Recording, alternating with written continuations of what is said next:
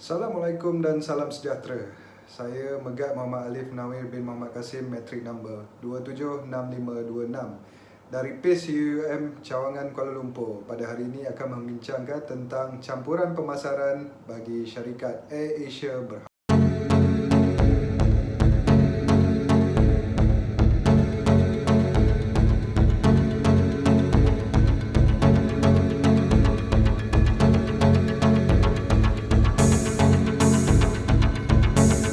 Yang tidak kenal dengan syarikat AirAsia yang telah menjadi peneraju dalam menyediakan perkhidmatan penerbangan tambang murah di Malaysia.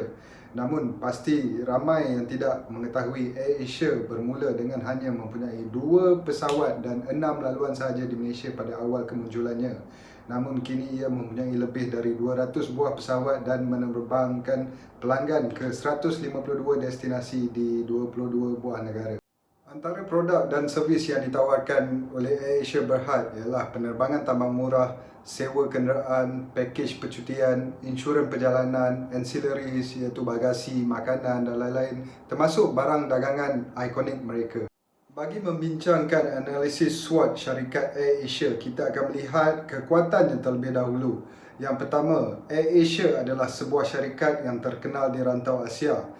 AirAsia juga merupakan peneraju dalam low cost carrier di Malaysia. Pengurusan tertinggi syarikatnya yang berpengalaman luas serta keupayaan dan kepakaran teknologi maklumat yang tinggi.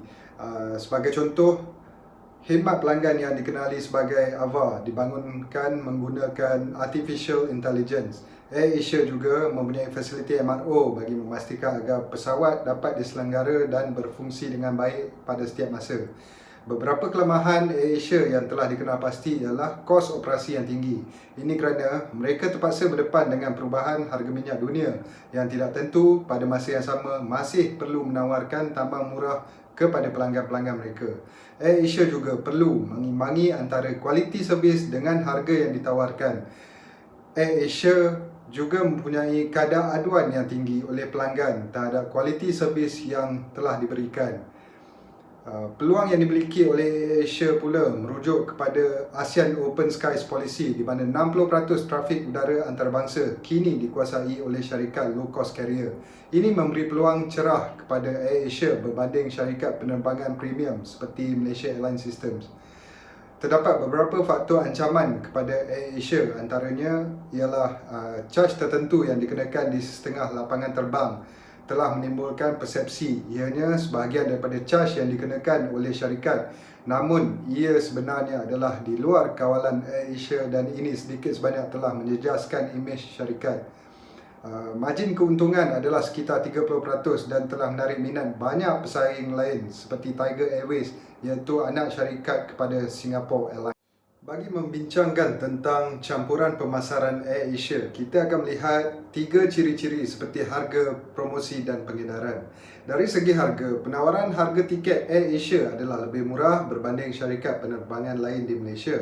AirAsia juga menggunakan strategi no frills di mana membuang perkara non-essential demi memastikan harga adalah rendah. AirAsia tidak menawarkan airport lounge, makanan dan minuman juga tidak diberikan secara percuma. Utilisasi pesawat AirAsia juga adalah sepenuhnya dengan memfokuskan frekuensi penerbangan yang tinggi di mana ianya akan memberikan kesan kepada cost efficiency. Dari segi promosi, AirAsia menggunakan beberapa mekanisme, antaranya ialah program kesetiaan pelanggan AirAsia Big Loyalty Program yang membolehkan pelanggan mengumpul points dan boleh ditebus sebagai diskaun atau mendapatkan servis dan produk tertentu. Penggunaan tagline Now Everyone Can Fly pula menggambarkan semua orang mampu untuk merasai pengalaman penerbangan dengan harga yang murah dan berpatutan. AirAsia juga menggunakan duta jenama global bagi menarik perhatian lebih ramai pelanggan. Contohnya pada 2015, AirAsia telah melantik David Foster sebagai duta jenama global yang telah memberi impak positif kepada syarikat. Dari segi pengedaran pula, AirAsia mengambil langkah dengan mewujudkan platform tempahan secara dalam talian menerusi laman sesawang dan aplikasi rasmi mereka. Tempahan melalui hub operasi di lapangan terbang juga amat memudahkan pelanggan untuk berurusan. Selain itu, pelanggan juga boleh membuat tempahan tiket melalui agensi pelancongan yang berdaftar secara sah dengan AirAsia seperti Expedia dan AirAsia Go. Namun, terdapat kelebihan dan kelemahan campuran pemasaran tersebut. Antara kelebihannya adalah dari segi kelebihan harga, yang mana harga yang ditawarkan adalah sangat murah dan jika ditempa awal ianya adalah amat berbaloi. Yang keduanya adalah dari segi strategi penetapan harga dan diskaun yang ditawarkan oleh AirAsia adalah sangat sesuai dengan keadaan industri penerbangan negara dan telah mendapat maklum balas yang positif dari pelanggan. Walaupun begitu, terdapat beberapa kelemahan produk dan servis yang ditawarkan oleh AirAsia kerana menurut kajian, kebanyakan responden tidak berpuas hati dengan keadaan tempat duduk yang sempit dan tidak selesa. Kebersihan dan keselesaan tandas juga sering kali diperkatakan. Selain itu, servis bantuan khidmat pelanggan juga sering menerima maklum balas negatif dari pelanggan. Antara isu terkini semasa negara dilanda pandemik COVID-19 pada tahun 2020 adalah berkenaan pengembalian wang atas sebab pembatalan penerbangan oleh pihak AirAsia.